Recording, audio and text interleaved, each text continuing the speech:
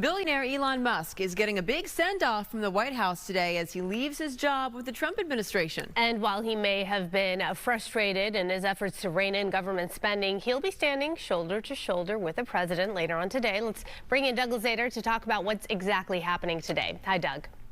Good morning, and this is about 4 hours from now. And, these can be pretty long events based on these kinds of appearances in the past. It does seem clear that President Trump and Elon Musk want to show that there is not much daylight between them. If the bureaucracy is in charge, and then what meaning does democracy actually have? That was Elon Musk in the Oval Office back in February, harboring hopes then of massive cuts for the federal government.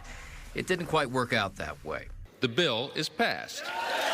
Musk has not hidden his disdain over President Trump's big, beautiful spending bill that's making its way through Congress. I was disappointed to see the massive spending bill, frankly, which increases the budget deficit, not just decrease it, and undermines the work that the DOGE team is doing. Musk will be back in the Oval Office later today. His tenure with the Department of Government Efficiency, DOGE, now coming to an end, a departure that was expected.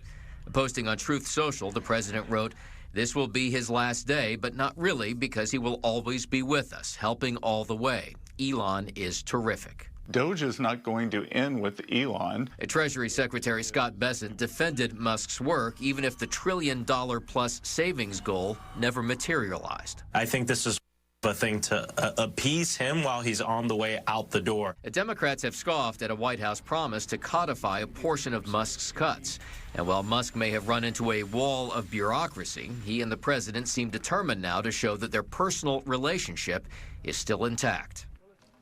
And Musk may continue to consult with the administration from this point forward, but his time as a special government employee, as they call it, has come to an end. He was up against a 130-day deadline, so from that standpoint, not really a surprise, but it is clear that Musk did not cut nearly as much as he had hoped to.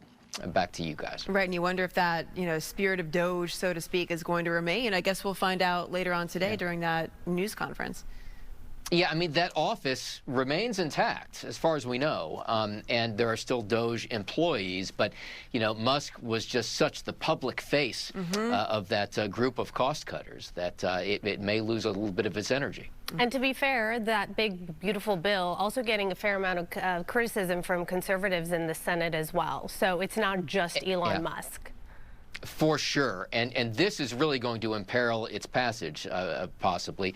There are Senate conservatives, fiscal conservatives in the Senate that are really going to push for more spending cuts. As soon as they make changes, it has to go back to the House, where moderate Republicans may reject those kinds of cuts. Right, and it's such a thin margin of Republicans in the Senate. You wonder if it's going to get passed. All right, Doug, thank you. Yeah, the president's very concerned about that. Was what I was going to say. Absolutely. Have a great weekend. Absolutely has.